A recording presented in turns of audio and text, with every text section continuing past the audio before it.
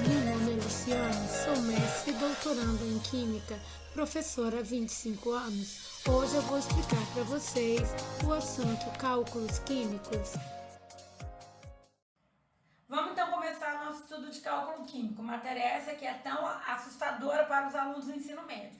Vamos tentar elucidar algumas dúvidas, né, e ver que não é tão complicado assim. A primeira coisa que a gente tem que pensar quando a gente fala em cálculo químico é entender que nós trabalhamos com massas relativas. Como assim massas relativas? Se a gente for tentar imaginar nesse mundo macroscópico que a gente vive, qual seria o tamanho de um átomo, o tamanho de uma molécula, é de se entender que é impossível você imaginar um átomo, uma moléculazinha aqui pendurada em nossas mãos. Ou seja, átomos e moléculas são entidades extremamente pequenas. Então, como é que é possível determinar a massa desses átomos? De onde vem aí essas massas que a gente encontra por aí? Cálculo da massa de glicose, cálculo da massa de água, que um átomo de hidrogênio pesa. Então, de onde vêm essas relações? Primeira coisa, então, essas massas, elas não são massas reais, elas são massas relativas. Como assim massas relativas? Foi necessário, então, estabelecer uma massa de um átomo padrão. Vários átomos foram testados, mas devido às propriedades físicas e químicas, à abundância e à maneira fácil de trabalhar, foi determinado, então, na década de 60, que o átomo de carbono seria o átomo padrão para se relacionar, se estabelecer massas atômicas dos demais elementos da tabela periódica.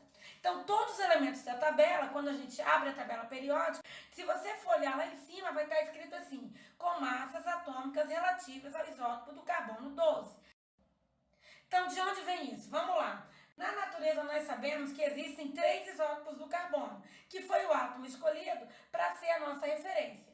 Existe o átomo de carbono de massa 12, pensa que o número atômico dele sempre é igual a 6, né? Porque o número atômico é o que identifica o elemento químico. Então, observe que nós temos 3 átomos de carbono, números atômicos iguais a 6, porém com massas atômicas respectivamente 12, 13 e 14.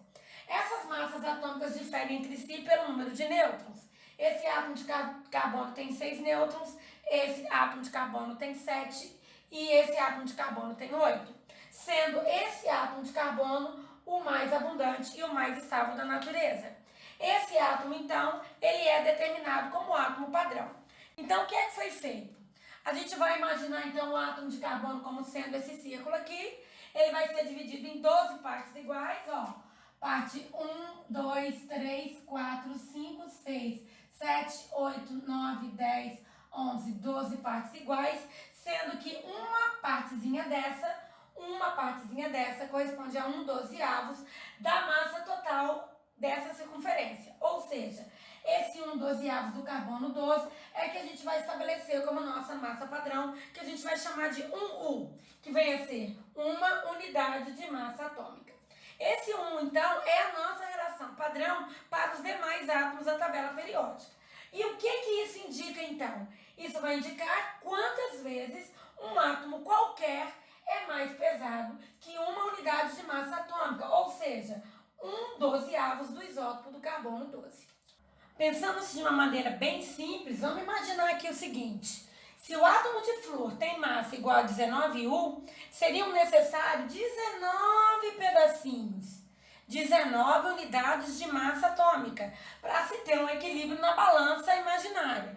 Então, fica estabelecido que a massa do flúor corresponde a 19 vezes a massa de um U. Porque para balancear, para equilibrar, eu precisaria de 19 partezinhas dessas.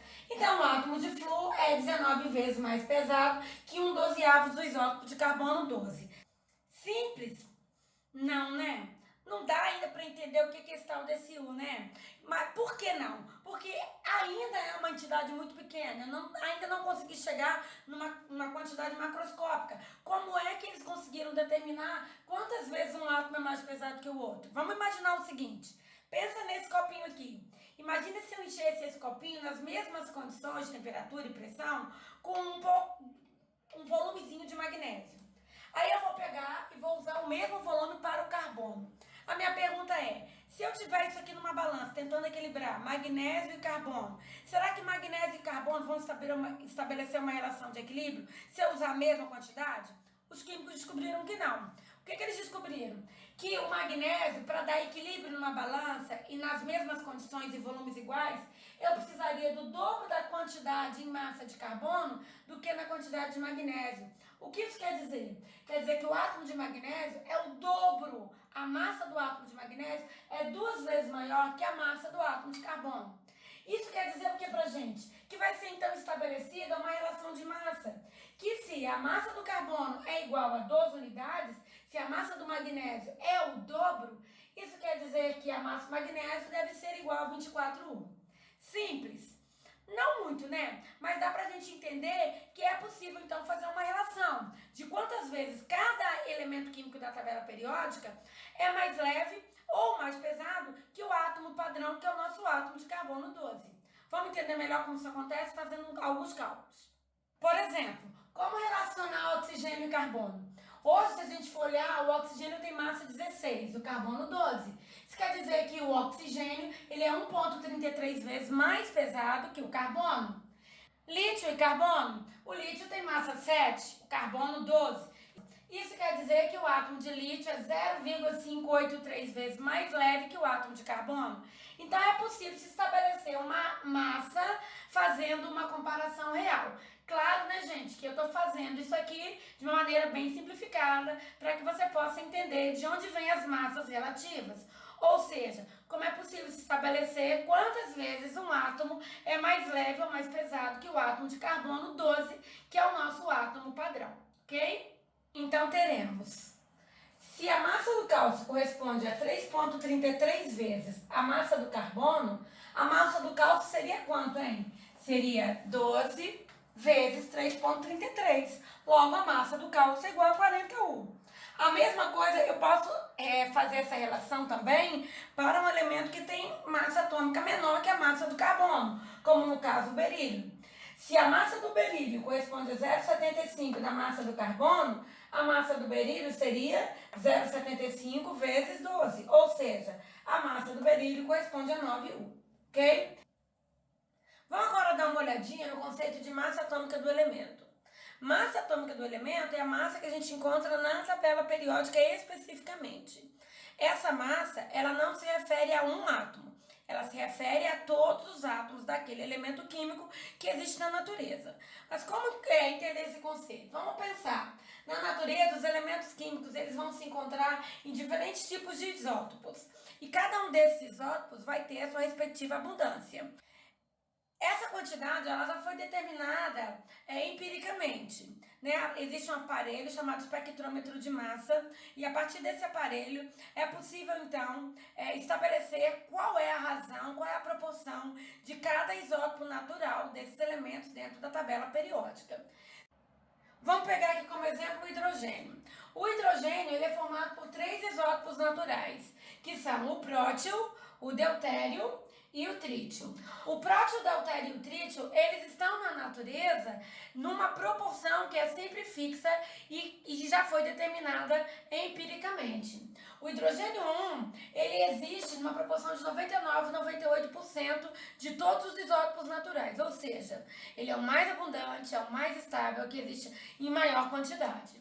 Temos o hidrogênio de massa 2, que ele corresponde a 0,015% de todos os átomos de hidrogênio na natureza. E temos o hidrogênio 3, que é o trítio. Ele existe em uma quantidade tão pequenininha que a gente fala que ele existe apenas pequenos traços, pequenas amostras. Então, nós temos prótio, deutério e trítio e as suas porcentagens características que já foram determinadas e são fixas. Temos agora como outro exemplo o cloro. Na natureza existem 2 isótopos do cloro, que é o cloro de massa 35 e o cloro de massa 37. O cloro de massa 35 ele existe numa abundância na casa dos 25%.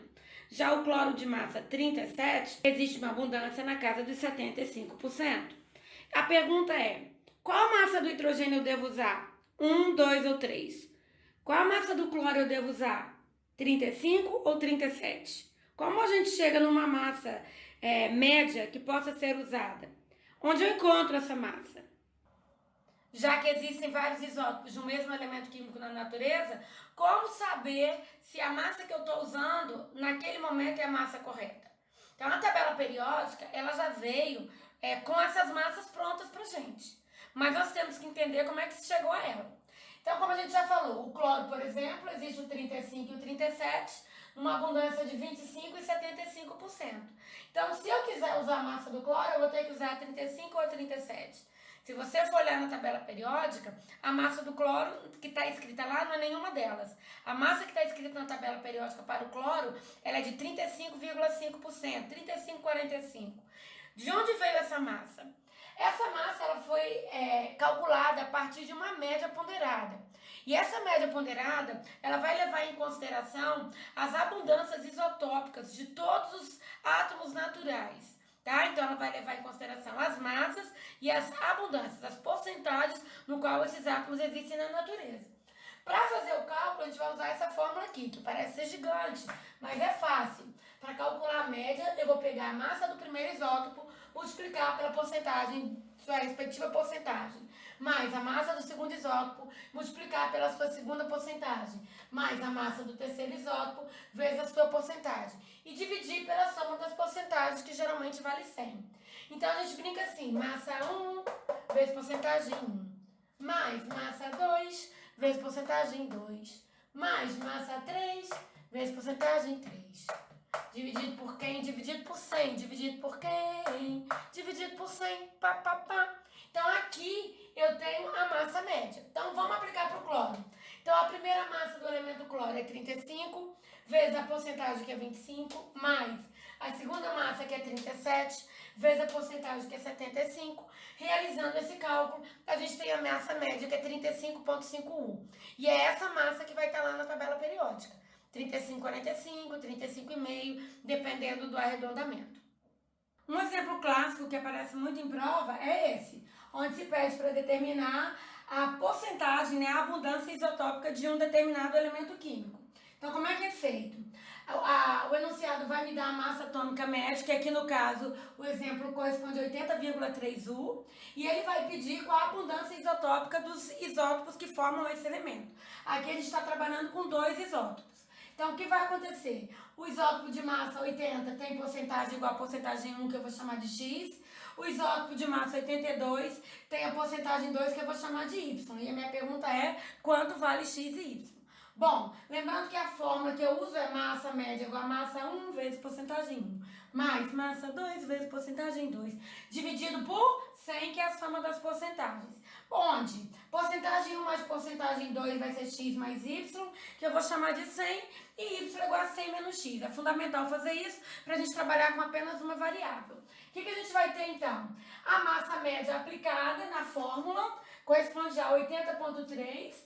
A primeira massa é igual a 80 vezes a primeira porcentagem, que é x, mais a segunda massa, que é 82, vezes a porcentagem y, que corresponde a 100 menos x. Fazendo aqui o cálculo, eu vou ter que 80,3 vezes 100 é 8.030, 80 vezes x é 80x mesmo, 82 vezes 100 dá 8.200 e 82 vezes menos x dá menos 82x. Agrupando quem tem x e quem não tem, o que a gente vai ter então? Que menos 170 é igual a 2x, multiplico por menos 1, divido 170 por 2, acho x que corresponde a 85%. Se x vale 85%, então 100 menos x tem que valer 15%. Dessa maneira, então, a gente consegue encontrar as abundâncias isotópicas desses elementos na natureza, para se ter a média, que é, aqui no caso, corresponde a 80,3 U. Vamos agora ver o conceito de massa molecular. A massa molecular é a massa da molécula. A molécula ela é obtida quando os átomos se ligam. Os átomos, a partir dessas ligações, vão formar novos compostos, como o oxigênio que a gente respira, como a água que a gente bebe, todos os compostos que formam o nosso corpo, enfim, tudo que existe na natureza, natural ou artificial, obtido a partir de processos químicos, se estabelece através de ligações químicas entre os átomos. E essas ligações elas vão então formar compostos novos. A massa da molécula, então, ela também vai ser expressa em U. Ela vai indicar quantas vezes uma determinada molécula é mais pesada que um U, ou seja, que 1/12 do isótopo do carbono 12. Por exemplo, o gás carbônico. o gás carbônico, que é o CO2, ele tem massa molecular igual a 44U. Isso indica que o CO2 é 44 vezes mais pesado que uma unidade de massa atômica, ou 1. Ela pode ser obtida através da soma das massas atômicas que eu encontro na tabela periódica. Então vamos pegar aqui como primeiro exemplo bem simples a massa da molécula do gás oxigênio. O gás oxigênio, representado pela fórmula O2, é formado por 2 átomos de oxigênio. Então vai ser sempre a quantidade vezes a massa do elemento que eu tiro da tabela periódica. Então eu vou ter 2 átomos vezes 16, que é a massa do O, vai me dar 32U. Vamos pegar como exemplo agora a água. A água é formada por 2 elementos químicos, hidrogênio e oxigênio, sendo que eu tenho 2 hidrogênios e 1 átomo de oxigênio. 2 vezes 1, que é a massa do hidrogênio, vai dar 2. 1 vezes 16, que é a massa do oxigênio, vai dar 16. Somando tudo, eu tenho a massa da molécula de água, que corresponde a 16U. Vamos pegar uma agora com 3 elementos. O H2SO4, conhecido como ácido sulfúrico. Aqui eu tenho 3 elementos químicos, hidrogênio, enxofre e oxigênio. Quantos átomos de hidrogênio são? 2, enxofre 1, oxigênio 4. Então eu vou ter a massa do hidrogênio que vale 1, do enxofre que vale 32 e do oxigênio que vale 16. 2 vezes 1 vai dar 2, 1 vezes 32 vai ser 32, 4 vezes 16 vai dar 64. Somando tudo, nós temos a massa do ácido sulfúrico que vale 98U.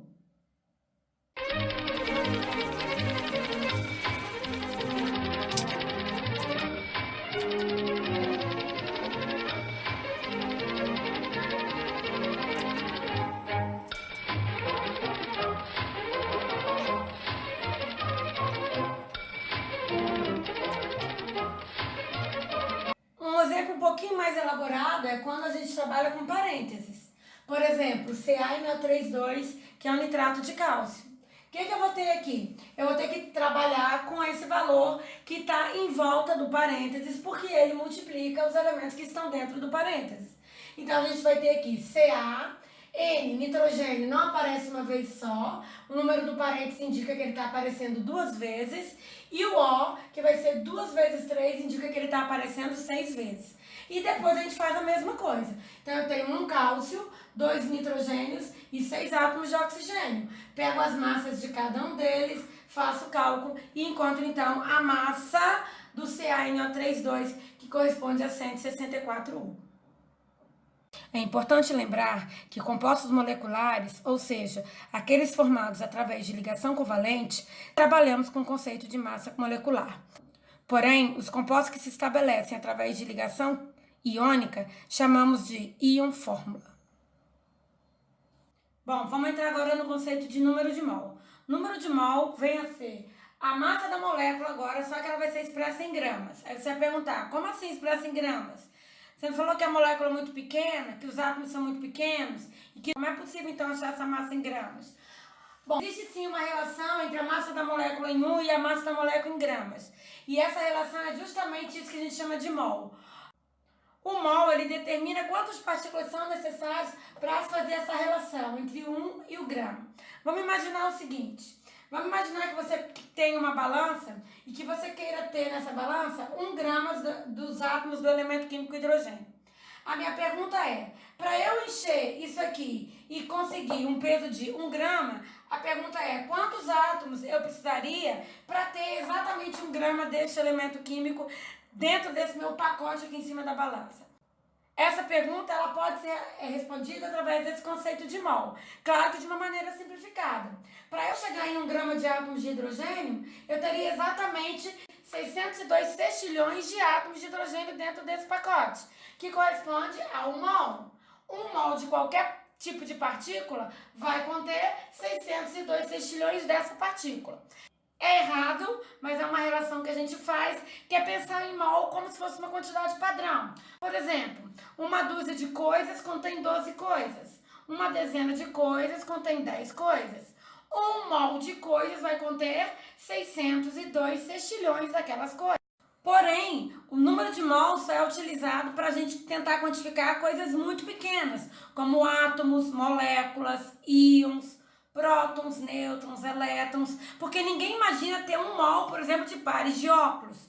1 mol de anéis. Por quê? Porque é uma quantidade muito grande. 602 sextilhões de unidades corresponde a esse número gigante aqui, que vai a ser 6,02 vezes 10 elevado a 23 unidades daquela coisa, se escrita em notação científica. Então, 1 mol é uma unidade padrão que é utilizado apenas para quantificar coisas pequenas, como o nosso estudo agora, átomos e moléculas.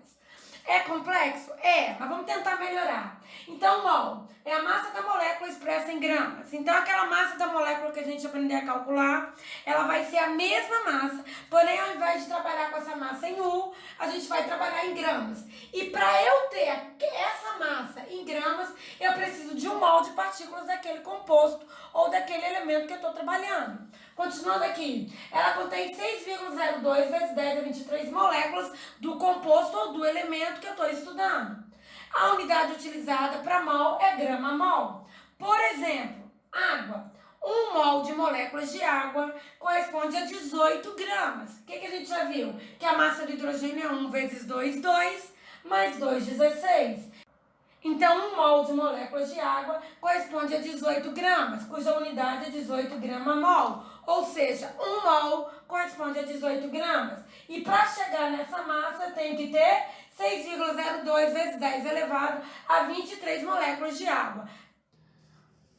É importante lembrar que os químicos trabalham com números enormes de átomos, íons e moléculas. Por isso, é fundamental essa relação de mol.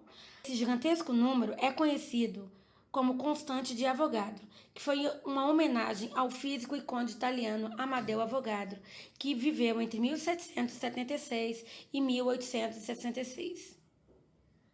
Vamos ver agora como é que eu posso aplicar isso em cálculo. Cálculo do número de mol e do número de partículas, que seria calcular o número de átomos ou de moléculas.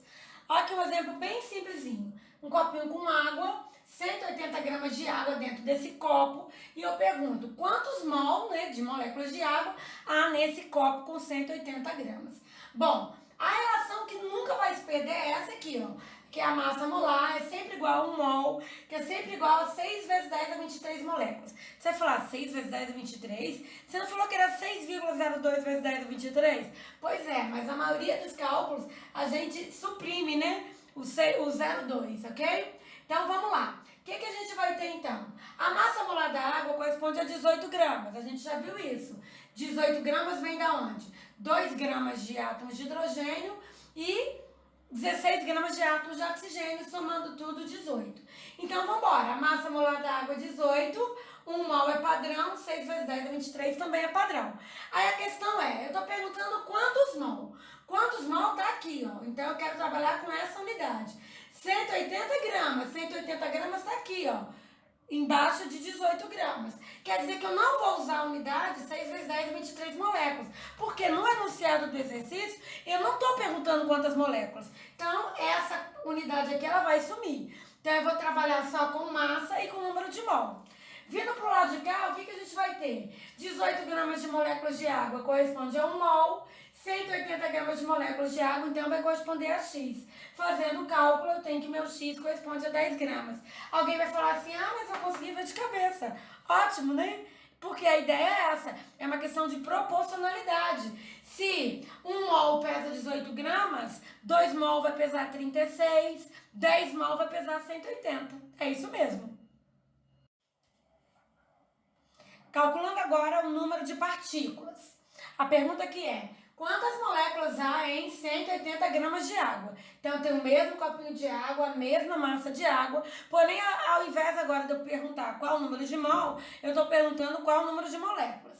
Então, a relação é a mesma, aquela que não vai se perder. Massa molar é igual a 1 mol, que é igual a 6 vezes 10 elevado a 23 moléculas. Ou seja, a massa molar é igual a 18. Então, 180 gramas que é massa em cima eu escrevo massa embaixo. A minha pergunta é quantas moléculas. E não posso colocar aqui em mol. Por que não? Porque mol não é molécula. Então, mol vai ser suprimido do nosso exercício. Então, eu vou trabalhar com grama e com molécula. Então, se a minha pergunta é quantas moléculas, meu x vem do lado de cá. Montando a minha regrinha de 3, o que eu vou ter? 18 gramas corresponde a 6 vezes 10 a 23 moléculas. 180 gramas, que é o que eu estou querendo saber, que é a quantidade de água dentro do meu copinho, vai estar em quantas moléculas? Quantas moléculas eu vou ter lá? Eu vou ter x. Então, eu vou ter que 18x é igual a 180 vezes 6 vezes 10 a 23. Eu vou ter que 180 vezes 6 vezes 10 a 23 dividido por 18. 180 é 10 vezes maior que 18. Então, eu vou ter duas coisas a fazer. Ou fazer 6 vezes 10 é igual a 60, ou jogar esse 10 para lá, que é o mais correto, porque a gente tem que trabalhar com notação científica, onde os valores têm que dar, lembra, entre 1 e 10. Não pode ser maior que 10 nem menor que 1. Então, a resposta mais apropriada aqui é jogar esse 10 para lá. Então, 10 aqui está elevado a 1, com 10 a 23 vai dar 10 elevado a 24. Então, a minha resposta é 6 vezes 10 a 24. Bom, gente, espero que vocês tenham gostado da explicação. Tem que exercitar, é uma matéria que demanda muito exercício, muita prática, e eu espero ter ajudado vocês. Um beijo, até a próxima aula.